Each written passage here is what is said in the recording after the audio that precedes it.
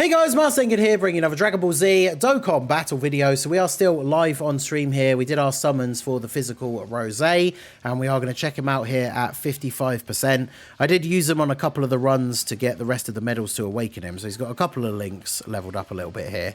But the big thing to remember when it comes to 55% units that you've just freshly pulled that have big bad bosses is we don't have big bad bosses at level 10, which means it will not be active unless we drop below the HP threshold. So you can see here, start of turn, 171k defense. The friend one, shout out to our boy Lazarus, is 79% and is fully link leveled. Yeah, so you can see the major difference with two dupes and then big bad bosses. He's got an extra 60k defense at the start of turn. So the big thing with this guy, he's going to raise attack and defense on each one of his supers. He gets a decent amount of start of turn stats and has guard for the first turn. We're running a team that has enough super bosses, so he has 30% damage reduction. He gets an extra 30% before he attacks. And then each rainbow orb we get is going to give us an additional normal. But I mean, look at this. We got two Rosés on the rotation. They don't change rainbow orbs themselves. This is his biggest issue. In fact, look at this rotation. No one can super in slot 1. Amazing. So I'm going to do this and hope that you just don't get killed here. Such key, very well. Yeah, so each attack that he does, he gets 30% extra attack and defense in his passive. And that is the one big thing that I think people overlook with him. And then, of course, this guy gets an additional, so Rosé doesn't even get to attack. Nice. Literally, this has been the worst setup for a showcase I think I've done. This good old private server where you can just reset the runs an infinite amount of times because you have unlimited attempts. Literally, first attempt I had no Rosé on turn 1, so I loaded it back up. Still no Rosé on turn 1, but I didn't have any other Rosé friends, so we just had to stick with it. And then we had both of them on the second turn with no no key for anyone to get a super attack in slot 1. Crazy. So I want to try and drop these orbs down here. Okay, there's some rainbow orbs joined together at the top. So let's do this. I want to try and at least set up rainbow orbs for Rosé for the next turn if we can. Because, yeah, otherwise it's going to be very difficult. Now, the big thing is he does need a good rainbow orb changer. We were looking through a list of rainbow orb changers while we were setting up the team. And his leader skill, super bosses or corroded body and mind, he just doesn't have an orb changer on his leader skill. So one of the big things with these units, and I say this a lot about LRs, is you don't even necessarily, when you pull them, want to use them for their leader skill. So one of the setups that could be quite interesting for him is, because he wants super bosses allies anyway, is running him on the Tech LR Zamasu team. And then Tech LR Zamasu, one of his leader skills is obviously Realm of Gods, and there are a few Realm of Gods rainbow orb changers, so that team could maybe help him out a little bit. So you can see here we can get 2 rainbow orbs now, so we'll do that. So start of turn, we've got 171k defense. I can actually get the support for Janemba, which is quite rare. So let's do this. So his defense will jump up when we pick up these orbs for Janemba. But remember, so he's going to get 30% from his super attack effect. So that's going to be, what, like 50k, 50-something k. Then he gets 30% for each attack that he does. So the first super gives him 30% and 30%. Then we got 2 rainbow orbs, so he's going to get 2 additional normal attacks. So that's going to give him 30% again twice. I don't know if Minato's still in chat. Is it 30% of whatever it is when the attack goes off? So it's not going to be 50k each time. Like the first attack will put him up and he'll be at like 220. Then it'll be 30% of that. Right? So once he's done a bunch of attacks, he can potentially get up to a pretty decent amount of defense. And then if he does 5 attacks in one turn, he gets a guaranteed additional super. So... And then remember, of course, he has 60% damage reduction before he attacks. So he ate that super. I mean, Frieza's not the hardest hitting boss in the world. Look at that. 2.2. Now, remember, this is without big bad bosses. But yeah, the first attack he does of the turn is always going to be super weak. And then we do 2 normal attacks. We have an additional in our passive that has a 50% chance to become a super, which it didn't. And then we have the hidden potential. which we didn't get. So this is the example of when you're thinking about whether to summon for him or not. That's the example of what a bad turn looks like for him. A super attack and then 3 normals. Now, he still attacked 4 times, so his defense would be okay, and he has 30% damage reduction. But that's the biggest problem with him being a unit that is so reliant on RNG, is if you get a turn like that, then it's like, wow, what's the point, basically? So now the friend one that has Big Bad Bosses active, we're starting off at 231. But again, like, this is the issue that we're just going to constantly run into, is we don't have any rainbow orbs. So, I mean, we've got some, but like, I can get 1, and that's basically it. Yeah, so after that last turn, by doing 3 normals, he had 490k defense with 30% damage reduction. So he's tanking like all normals in the game. But that's it. So let's do this and do this. I'll just try and save like rainbow orbs wherever I can, but just not having a rainbow orb changer on the team, I think absolutely kills him. And because there isn't a good one on his leader skill, I think that's probably the biggest weakness that he has. Because with the rainbow orbs, he can look good. As long as you get 3 rainbow orbs, he'll be doing 5 attacks, which then means he then gets a guaranteed additional super. But you have to get 3 rainbow orbs. And when you have no orb changer on the team, you're just not going to be able to do that, like, consistently. And when that happens as well, where the extra attack from his passive is just a normal and not a super, then he looks even worse. So here he is with type advantage. He's lost some damage reduction after supering. Still took double digits, so that's okay. But again, Frieza not particularly great in terms of being a tough enemy, at least this early on in the fight, right? So him tanking his super while he has type disadvantage is not really impressive. Now, once you use the transformation, he gets the orb changing, but so we could get a decent one here. Let's put the animations on and actually see the transformation and the domain now. You shall now feel the full brunt of a god's anger. I hope you're ready.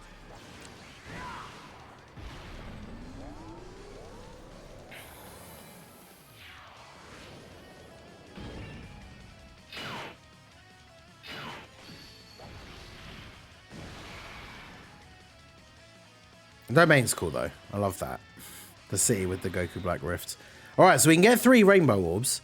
So once he goes into his transformation, he has 222% stats, 66% damage reduction before attacking. Then we actually do get to create rainbow orbs. He has the same thing with the rainbow orbs give him extra attacks, although each one has a rare chance to become a super. And then he gets 33% within the same turn. So, because we're going to get 3 rainbow orbs, he's going to get... Except he's not going to do all the attacks because, of course, we get this happen when the guy's basically already dead. So, another thing that can always be super annoying with RNG-related characters is, like, you finally get the good turn set up for him, and it's on a phase where you're just going to kill the boss, like, straight away. So, not really what you want to see. I mean, people laughed at, like, the rare chance, but there you go. There's our first additional, literally became a super straight away. But yeah, we don't get to see him actually go off. Maybe next turn. Oh, we can actually get our... Okay, we can get all the rainbow orbs. This is the untransformed one. But remember, he is getting the buff from the domain, which gives super boss allies attack and defense 10%, and then additional 10% if they're extreme. So extreme super bosses are getting 20% attack and defense. So that is actually pretty decent. Alright, so Minato, let me know. This is the... Wait, the first one is the great chance, is it? Nice. Right, well, let's see. So this is him in base, the 79% friend.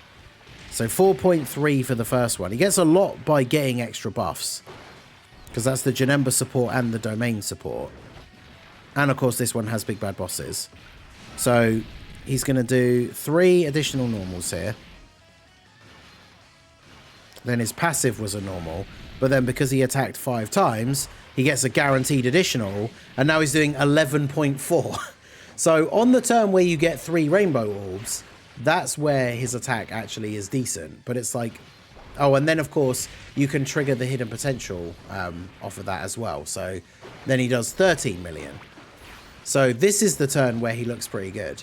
Like, the first attack of the turn is always going to be low. That's just always how it's going to be. But then he does his additionals and builds up 30%. So Minato, what was we did 7 attacks on that turn. So Minato can let us know in the chat what his defense would be. We did 7 attacks. And remember, this in pre-transformed state, after supering, he still has 30% damage reduction as well.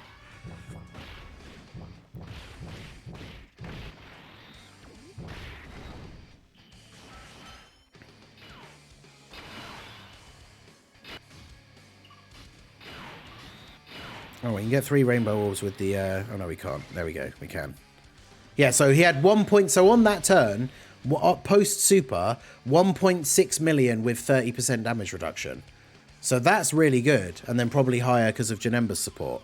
So this is what I mean. When people say that he's bad, the problem is how RNG reliant he is. On his best turns, he'll look quite good. It's just, unfortunately... with no rainbow orbs, he's not going to look good, and his team doesn't have a rainbow orb changer. So I'll have to try him out. Like, I think the Zamasu team build is probably going to be one of the best places for him, because then we can run some rainbow orb changers. But now we get to see the transformed one actually with the rainbow orbs here, getting some attacks off. Then we get a guaranteed extra attack. I like the fact that the one at the back just like stands there like that while the clones do the key blast things. That's pretty cool.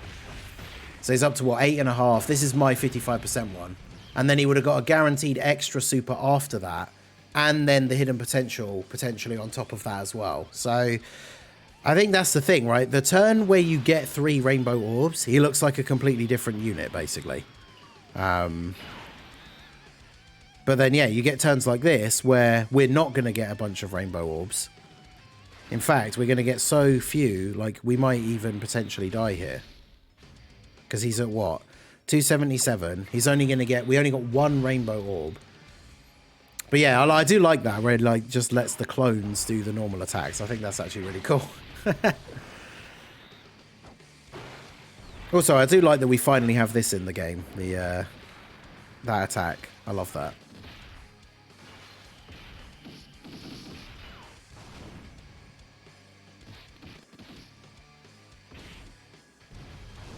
But yeah, I mean, this Frieza hits so hard with his super. I would have been interested to see how hard he would have hit that Goku Black in that slot 1. But yeah, somebody literally, I think in the stream, in one of the streams yesterday, I think it was on the second channel stream, somebody said that he's like 2024's Raditz. And like, honestly, trying to compare those two together is actual delusion, in my opinion. But like I say, on his worst turns, he's going to look mid as hell. But on his best turns, he's going to look super good. So we just got to find the best combination for him with a good rainbow orb changer. And then he's going to be able to cook. And like I say, when the anniversary stuff comes out for Global, Broly's team, which is obviously going to be super bosses, well, and a lot of really good superclass characters, Broly's team is going to be able to have... Broly's team is going to be able to have Broly, then Rose, and then physical LR Gogeta, who is a rainbow orb changer. So that setup will be very interesting, because on Broly's team, you ideally get double Broly rotation going. And then you could have like Rose and Zamasu on the other rotation. Have Gogeta as a floater. Like, that would be quite interesting. But...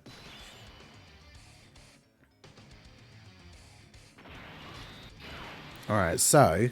we can do this and get no rainbow orbs. I don't know if Zamasu would kill, though. Oh, he's getting the Dokkan attack, so he's going to kill. Of course he is.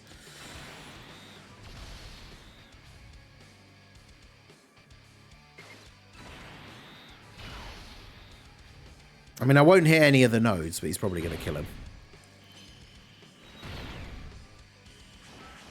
I think we do have big bad bosses at least active with my 55% one now as well, because we have lost a little bit of health.